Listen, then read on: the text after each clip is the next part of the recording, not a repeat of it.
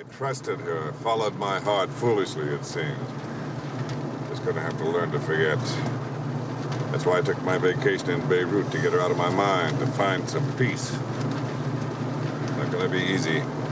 Everywhere I look, something reminds me of her. Caden, nice meeting you, buddy. I appreciate you making a drive over. Coming up to see the old guy. You guys are young. Enjoy it. I was young once, but I appreciate you making that hazardous drive up the 5, past the nuclear tits. If you know what I'm talking about.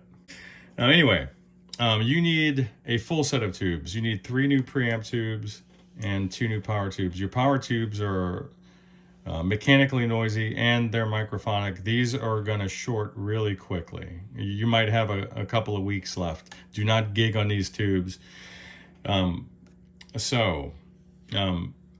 Nothing major, nothing's burned on the board, which is great news. There is one anomaly, something I've never seen. It's not a bad thing, but I'll show you in a minute. You need a full service, meaning jacks, pots, tube sockets, all that stuff cleaned out and cleaned and lubed. You're barely getting a signal through the volume control for the clean channel, so check it out. Off a standby, there's a 400 hertz, 500 millivolt sine wave being injected through the input. Check it out. Here we go. Listen to the quality of the volume as it ramps up. You hear that? This is volume halfway up. It should be killing us all. No hands. I'm going to tap. That needs to be cleaned out. See that? This should be just crushing us right now. I'm going to switch channels to overdrive. There it is.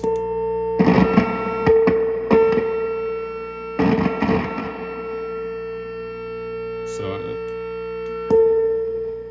as you can see, all the pots need attention. It's just a crackly mess, my man. So, have a listen. These are good now. These are just, these are actually 12 AT7s. I have an order of 12 AX7s coming in the next 2 days. And you need 3 of those.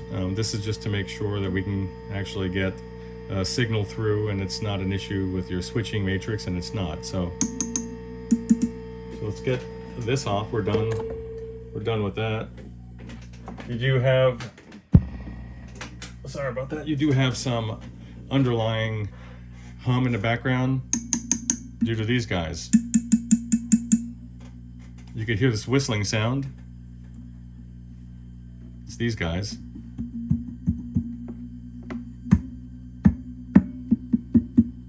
They're a trashy mess, my man. They're ready to go. So, a full retube, full service. You don't need a cap job. You don't need any sort of labor which requires a circuit board to be removed. So you've dodged a pretty sizable bullet on that one. But let me show you this. Someone took, oh, that was a smooth pan. Did you see that? Someone took an old Sprague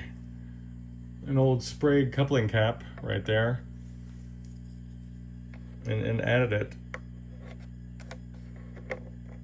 I'm not sure why they did that.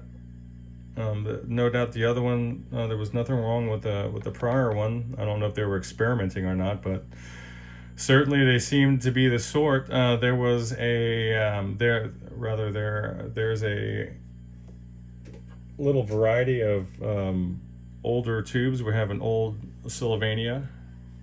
Where's my camera? We have an old Sylvania here. You got a little Hammond organ pull here. These two are just shot to hell. This old groove tubes right here came stock on this particular amp. This thing's roasted as well, along with these two guys. And if I take you down here, take a peek at that, you can see, pardon that noise, you could probably see, where's my finger? There it is. The right hand side, let's use this. If you notice, my left, but it's actually the right hand side of the silk screening here, is starting to turn chalky. This thing is absolutely done. This one's is in really bad shape as well, and you're going to have a short. And listen, it's starting to feed back on itself from just this.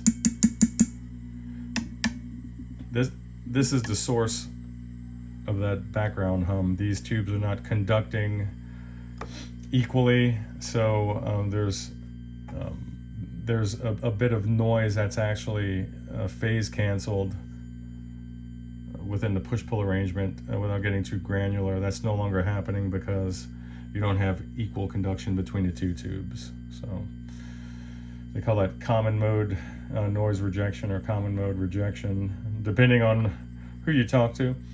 But that's it. That's it for now. You've avoided the main issues that typically plague these amp. It doesn't look like there's that many hours on the board. So there you have it. I'll talk to you soon. All right, Bubba. Yeah, and one more thing. So check it out. I found this, the handle hardware, bottom of the cab, along with this. One of the machine screws for it. Well, guess what? I have these guys that all fit. Now, they're not perfect, but they're perfect. You know, they're not pan heads. But, hey, you know what, man? It's going to work. So I'll just, if I could find the dog bone handle, then I'll go ahead and throw it in there for you, man. Bye. All right, look. This is not the right size, but this is a high quality handle. And if you don't mind it being in the ready position, then we can make this thing work, man. You just take it. Bye. Hey, it's not perfect, but it's perfect. You know what I mean?